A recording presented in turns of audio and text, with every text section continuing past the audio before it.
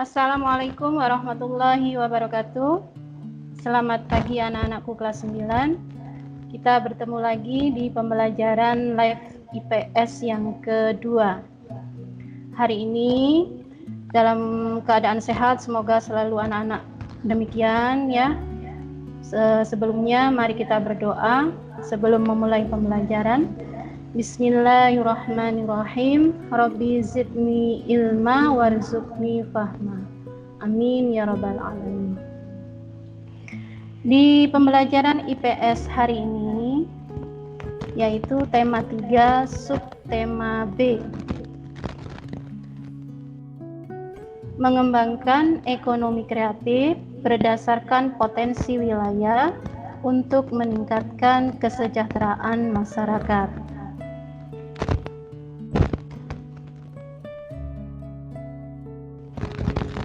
Kompetensi dasar yang kita pelajari hari ini adalah menganalisis ketergantungan antar uang, dilihat dari konsep ekonomi, yaitu produksi, distribusi, konsumsi, harga, pasar, dan pengaruhnya terhadap migrasi penduduk, transportasi, lembaga sosial dan ekonomi, pekerjaan, pendidikan, dan kesejahteraan masyarakat.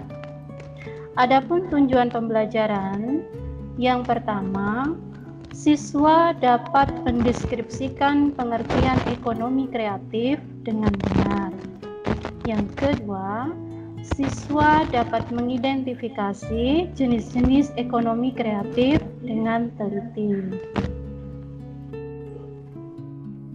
Sebelumnya kita persepsi dulu. Apakah yang dimaksud dengan kreativitas itu? Anak-anak pasti sering mendengar kata kreatif. Kreatif artinya tiada batas, selalu inovatif.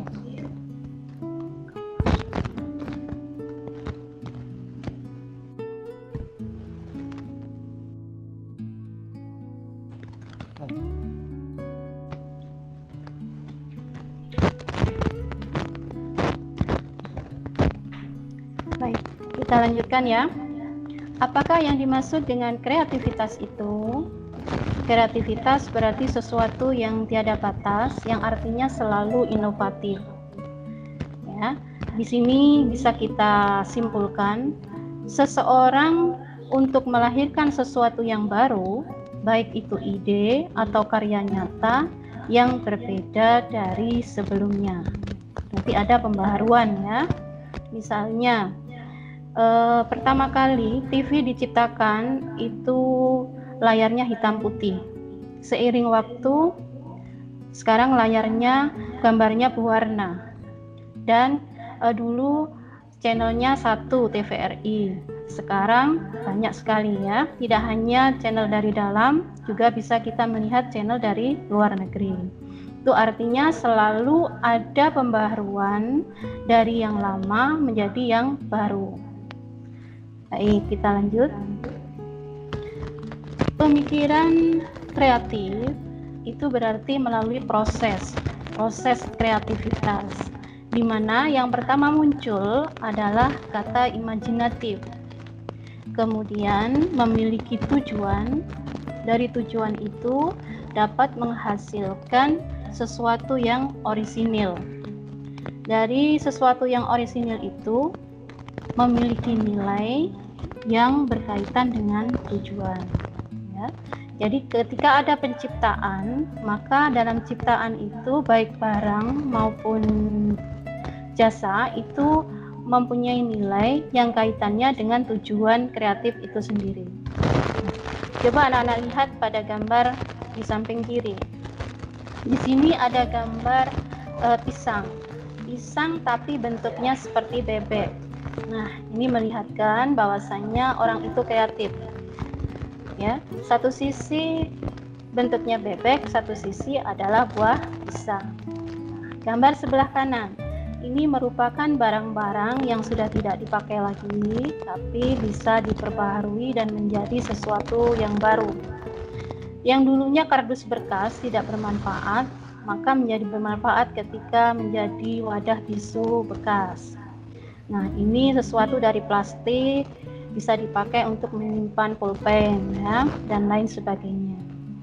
Anak-anak pasti sering melihat gambar-gambar seperti ini, dan ini sesuatu yang kita ciptakan sederhana tapi bermanfaat, dan ini dapat juga kita sebut sebagai kreatif. Kalau kita kaitkan kreatif dengan ekonomi kreatif, dalam ekonomi kreatif yang pertama adalah adanya pengembangan konsep. Pengembangan konsep ini meliputi ide dan gagasan. Kemudian dari pengembangan konsep tersebut dilandaskan pada sumber aset kreatif yang meliputi talenta, keahlian, dan intelektual. Kemudian bersifat terbarukan dan inovatif. Ingat ya, terbarukan dalam artian menjadi sesuatu yang baru yang sebelumnya tidak ada. Kemudian yang terakhir adalah meningkatkan pertumbuhan potensi ekonomi. Ini adalah tujuan utamanya, kaitannya dengan ekonomi kreatif. Maka akan ada pertumbuhan potensi secara ekonomi. Baik, kita lanjut. Ekonomi kreatif tersebut di Indonesia dapat dikategorikan kelompok besar, yaitu ada 14 sektor ekonomi kreatif. 14 sektor tersebut yang pertama adalah periklanan atau advertising. Yang kedua adalah pasar arsitektur. Yang ketiga barang seni. Keempat kerajinan atau craft. 5 desain. Yang keenam fashion. Nomor 7 video, film, dan fotografi. 8 ada permainan interaktif yang sering kita sebut dengan game. 9 adalah musik. Yang ke-10 seni pertunjukan atau showbiz. 11 penerbitan dan percetakan. 12 layanan komputer dan piranti lunak atau software.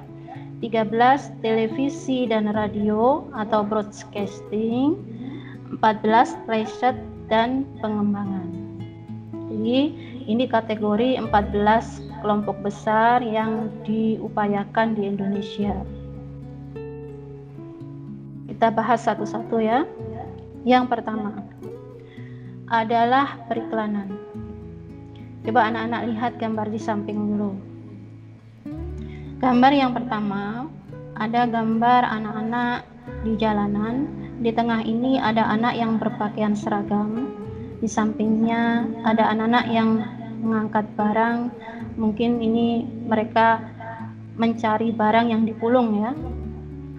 Nah, di sini kita bisa melihat bahwasannya ada perbedaan sesuatu yang dilakukan oleh anak-anak yang berbaju seragam dan berbaju bebas. Mungkin ini merupakan iklan pendidikan ya, penuntasan pendidikan sekolah dasar atau pendidikan 9 tahun bisa jadi. Jadi ada upaya untuk membuat orang yang melihat iklan ini supaya bersimpati, berempati untuk menyekolahkan anak-anak usia dini sampai tuntas minimal 9 tahun. Kemudian gambar di sebelahnya. Ini adalah gambar iklan komputer. Di sini ada piranti lunak Office ya, Microsoft Office yang sering kita pakai. Ya, kemudian iklan yang di bawahnya ada iklan minuman dan iklan makanan. Dari selintas kita melihat gambar-gambar iklan ini, pasti ada sesuatu yang menarik untuk kita lihat. Mungkin selain warna, temanya, ya, juga penampilannya. Jadi memang tujuan iklan adalah menarik simpati, menarik untuk pembeli minimal ya, atau penasaran ya, sehingga kita berupaya mengetahui lebih lanjut tentang tema tersebut.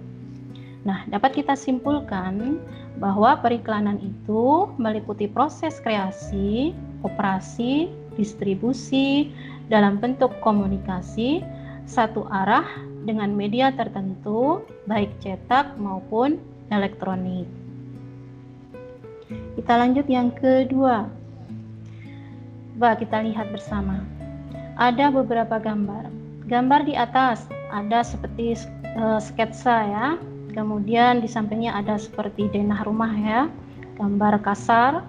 Kemudian di bawahnya ini ada detail, jadi ada landscape-nya, sudah kelihatan di lapangan seperti apa bentuknya. Begitu juga yang di sebelah kanan. Ya, anak-anak bisa menebak, ini merupakan bagian dari perencanaan pembangunan yang sering dilakukan oleh siapa? Ya, arsitektur, betul ya. Ya, jadi yang di atas ini merupakan gambar pola arsitek dengan level mikro, kasar ya. Jadi detailnya masih kasar. Kemudian yang di bawah ini adalah level makro. Sudah terlihat seperti planning dan landscape-nya, kenyataannya di lapangan ya. Dapat kita simpulkan, arsitektur itu adalah desain bangunan dari level mikro atau detail konstruksi sampai level makro, town planning dan landscape. Paham ya? Kita lanjut nomor 3. Ya, nomor 3. Kita lihat di sini ada beberapa barang seni di sini ya. Di bawah ini ada keramik. Kemudian sampingnya juga keramik, gerabah ya yang cantik. Di atasnya ini ada beberapa barang pernak-pernik ya. Seperti kain ini ya dengan batik yang khas. Sepertinya ini merupakan hasil produk dari Bali. Ini ada mainan dari bambu, kemudian ada beberapa patung dan lain-lain. Ya, mungkin ini adalah pasar Sukowati yang terkenal di Bali ya. Apakah ini? Ya, yang ketiga ini adalah perdagangan barang antik. Antik artinya asli dan unik ya. Yang sifatnya langka, estetika seni, kemudian ada mengandung makna sejarah yang bisa dilakukan pasar tersebut, perdagangan tersebut melalui lelang, galeri, toko atau pasar swalayan dan toko online. Yang keempat adalah kerajinan, ya hampir mirip dengan perdagangan barang antik tadi ya. Di sini didasarkan pada produknya. Ya, kalau tadi perdagangannya, ya distribusinya. Sekarang pada produknya, pada produsen, ya. Kerajinan di sini adalah kegiatan kreasi dari proses desain awal sampai produksi dalam skala kecil. Ya, karena kerajinan itu biasanya 80% merupakan produksi IRT rumah tangga. Ya. Kita lihat dari penampilan yang pertama. Tas ini terbuat dari bahan alam, ya, kemungkinan adalah enceng gondok, kemudian dikeringkan, ditenun menjadi sebuah tas seperti ini. Produknya tidak banyak, ya, tapi ada skala kecil yang bisa diperdagangkan. Kemudian yang kedua, di sini adalah gambar ikan koi, ya. Ini terbuat dari mungkin batu marmer, ya. Jadi batu alam yang diukir menjadi sebuah ikan. Kemudian yang sebelah kanan adalah ada gambar wayang, kipas, kemudian ini mungkin kursi dari kayu jati ya. Ini keranjang dari, bisa jadi dari sama tadi enceng gondok atau dari bambu ini ya. Nah, produk-produk ini merupakan kerajinan hasil karya industri rumah tangga ya, yang bisa bernilai ekonomis. Semakin sedikit, semakin unik berarti semakin spesial ya. Maka itu disebut sebagai limited edition. Jadi semakin banyak orang yang menginginkannya. Lanjut yang kelima. Yang kelima adalah desain. Nah, desain ini merupakan sesuatu yang berkaitan dengan desain grafis, interior, produk, industri konsultasi, riset, kemasan, dan pengepakan. Ya. Nah, desain ini kita lihat. Di sini ada desain interior rumah ya, yang desain secara bagus seperti ini, nyaman ya. Jadi dari segi pencahayaan, ventilasi ya, ke ruangan semua diukur sesuai ini luas bangunan. Kemudian yang paling bawah ini ada desain produk. Di sini kebetulan ada produk teh ya. Di teh ini kita lihat produknya seperti ini desainnya ya. Kenapa dibuat seperti ini? Ini berkaitan dengan temanya ya, supaya menarik ya. Pasti ada simbol teh. Kenapa namanya sari wangi ya? Karena kalau diminum aromanya wangi ya. Nggak mungkin kan tehnya sari apek gitu ya, pasti nggak laku. Maka dibuat kata khusus wangi di sini ya, untuk mengikat konsumen. Kemudian yang di atas ini ada desain awal ya, desain mungkin ini sebagai latar belakang ya. Nah, di sini ada beberapa gambar yang desain cantik ya, semuanya merupakan hasil dari kreativitas seseorang ya. Baik, kita lanjut yang keenam. Ya, yang keenam adalah ya, anak-anak bisa menebak ya, ada gambar baju-baju, ada sepatu ya, fashion. Betul sekali ya. Fashion itu merupakan kreasi desain, baik itu berupa pakaian, aksesoris, alas kaki, ya, ataupun berupa konsultasi lini produk. Ya, misalnya orang ada konsultasi ini misalnya artis ya, berkaitan dengan penampilan. Ketika ada acara apa, cocoknya pakai baju apa ya, sesuai karakternya, maka mana yang pantas dan cocok, itu merupakan bagian dari konsultasi lini produk ya. Nah, kita lihat di sini dari barang utama seperti baju sampai aksesoris ya, lengkap, ada kacamata, kalung ya, sampai di sini ada beberapa pilihan sepatu ya. Semua ini merupakan satu kesatuan yang dipakai oleh seseorang, terutama wanita. Ya. Kita lanjut yang nomor 7. Yang ketujuh adalah video, film, dan fotografi. Nah, semua ini, ketiganya ini berkaitan dengan kreasi, produksi, distribusi. Baik itu kaitannya dengan penulisan skrip, dubbing, ya, dubbing itu istilahnya ini ya, ada film kemudian ada suara di belakangnya ya.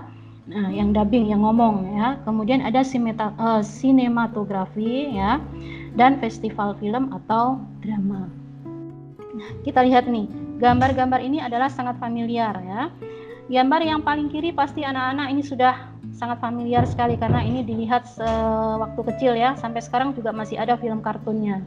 Kartun yang terkenal yaitu Robot Doraemon ya. Di sini ada beberapa penokohan, ada Nobita, ada Shizuka, ada Giant ya. Ya, ini semuanya adalah kreasi kartun dari orang-orang Jepang ya. Kemudian yang paling atas, di sini ada film Laskar Pelangi yang lagi sudah tren ini ya di tahun 2000-an awal ini ya. Ini adalah film yang menceritakan tentang kisah siswa dengan gurunya yang sederhana di wilayah tanah Bangka Belitung ya. Sangat menarik ceritanya ini ya, menggugah untuk kita giat belajar, mencintai guru dan bagaimana memanfaatkan waktu di usia muda. Kemudian di bawah ini ada gambar orang lagi motret ya. Apa pekerjaannya? Pastinya adalah seorang fotografi ya. Ia mengagendakan ya, mengupayakan ya, memberi sesuatu tentang alam, tentang objek yang diabadikan dalam bentuk gambar atau lukisan ya. Baik, kita lanjut. Sekarang nomor 8. Nomor 8 adalah permainan interaktif atau game. Ini pasti yang sangat disenangi anak-anak ya. Apalagi sekarang ya, nggak kemana-mana, pegangnya HP, laptop ya, pasti dalam sehari itu ada main game ya, belajarnya itu berapa persen ya kan, bahkan dibela-belain sampai malam, apalagi kalau itu gamenya online ya. Jadi jangan bohong ya, pasti semua nih setiap hari bisa main game ini ya. Nah, kita lihat dulu game apa itu seperti apa. Game itu adalah kreasi produksi atau distribusi dari permainan komputer dan video yang sifatnya hiburan atau sebagai alat edukasi. Nah, saya anjurkan karena anak-anak sudah dapat memilih, memilah ya, karena sudah dewasa, selain game yang sifatnya hiburan, anak-anak juga harus melakukan ya, mencoba game yang sifatnya edukasi. Banyak sekali ya di komputer, di laptop, di online itu ya. anak-anak yang bisa memilah dan memilih. Jangan sampai game itu merusak ya kepribadian, merusak waktu anak-anak, menghabiskan waktu yang percuma ya. Nah, kita lihat di sini contoh gamenya. Ini adalah game untuk hiburan ya. Ini sangat terkenal karakternya ya. Mereka adalah Angry Birds ya sebutannya ya. Jadi burung yang pemarah. Ada beberapa penokohan di sini. Kemudian sebelah kanan ini adalah game interaktif untuk anak usia dini ya. Mungkin anak TK ya atau anak PAUD ya. Nah, kedua game ini berbeda ya. Satu untuk hiburan, satunya untuk fungsi edukatif ya. Tapi keduanya ya bisa dimanfaatkan sesuai dengan fungsinya masing-masing ya. Baik. Sekarang nomor 9. Nomor 9 adalah musik. Musik merupakan kreasi komposisi, pertunjukan, reproduksi, dan distribusi dari rekaman suara. Ya. Coba anak-anak lihat di sini ya. Siapa yang tidak suka musik? Semua suka musik, dari anak kecil ya, orang dewasa sampai orang tua seperti ibu juga suka musik. Tapi mungkin genrenya berbeda ya. Ada anak-anak yang suka musik pop, dangdut, jazz ya, atau mungkin musik yang genre lainnya ya. Ini bisa kita lihat ya. Mungkin ini kaum kaula muda ya, dan ini alat-alat musiknya. Kemudian yang di bawah ini mungkin musik tradisional ya, khas daerah ya. Jadi semua musik itu fungsinya adalah untuk hiburan ya, juga untuk edukatif juga bisa. Yang itu merupakan hasil dari reproduksi, distribusi, dan rekaman suara yang dipertunjukkan ya. Jadi semua ini merupakan semua kreasi dari komposisi ya. Baik. Kemudian nomor 10. Nomor 10 adalah seni pertunjukan atau showbiz ya. Ada musik tadi ya, musik diapain? Ketika sudah ada kreasi komposisi dalam bentuk musik pop, ada penyanyi, ada latar ya. Kemudian ada videonya. Apa yang dilakukan? Ya, melakukan seni pertunjukan. Ya, contohnya di sini ya. Kebetulan yang Ibu contohkan adalah ini penari balet ya. Ini merupakan seni gerak tubuh ya. Mereka menunjukkan pola gerak tubuh yang lentur, tapi dalam gerak tubuh itu ada temanya, ya, ada tema yang dipesankan, ya. Misalnya ada ceritanya, ada cerita tentang sesuatu peristiwa, ya, yang merupakan legenda dari seni balet itu sendiri. Kemudian yang di atas di sini ada juga merupakan seni pewayangan, ya. Ini wayang ini terbuat dari kulit ya, dari kulit hewan yang dibentuk sedemikian rupa menyerupai penokohan tertentu ya. Di dalam penokohan ini juga dibentuk suatu cerita yang ada temanya, yang masing-masing penampilan atau pertunjukan itu ada adegan ya, ada serialnya ya, dalam artian berbeda-beda ceritanya. Yang di bawah ini merupakan seni pertunjukan langsung ya, memakai orang langsung ya dengan beberapa kelompok ya, dengan menggunakan karakter ya. Mereka mempunyai ini penokohan ya, mempunyai penokohan. Misalnya dari pewayangan ini, kalau di sini diceritakan dalam bentuk ini ya, gerakan wayangnya. Kalau ini ceritanya mungkin sama tapi dilakukan oleh orang asli ya, dengan penokohan yang sama bisa jadi ya, ataupun cerita yang lain. Semuanya ini merupakan ya seni pertunjukan, balet, wayang, atau di sini opera yang kita sebut ya, yang dilakukan oleh orang-orang langsung. Baik, kita lanjut nomor 11. Nomor 11 adalah penerbitan dan percetakan. Apakah itu? Yaitu penulisan konten, cetak maupun digital ya. Jadi penulisan konten, cetak maupun digital, dan penerbitan buku, koran maupun majalah ya. Ini ada koran, ada majalah ya. Ini merupakan konten produksi ya dari namanya materai ya. Mungkin anak-anak sekarang tidak begitu familiar dengan materai karena ini sudah tidak istilahnya tidak tren lagi dipakai untuk berkirim kabar ya. Tapi sampai sekarang masih ada materai, tapi beberapa gambar saja. Kalau dulu kita koleksi materai itu cantik-cantik ya, karena setiap tahun itu berbeda-beda karakter ya. Bahkan ada kolektor khusus ini materai ya. Baik, kita lanjut nomor 12. adalah layanan komputer dan piranti lunak. Ya, di sini merupakan bagian dari pengembangan teknologi informasi, layanan jasa komputer, piranti lunak, desain portal, maupun piranti kertas. Ya, ini ada beberapa gambar yang menunjukkan tentang fungsi dari layanan komputer dan piranti lunak. Ya, pasti anak-anak sudah paham ya. Oke, kita lanjut.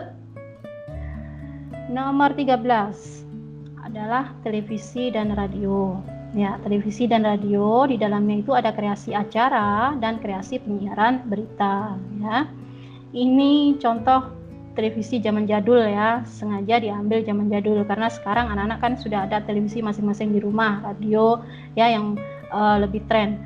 Mungkin bisa dibandingkan dengan bentuk yang model lama seperti ini.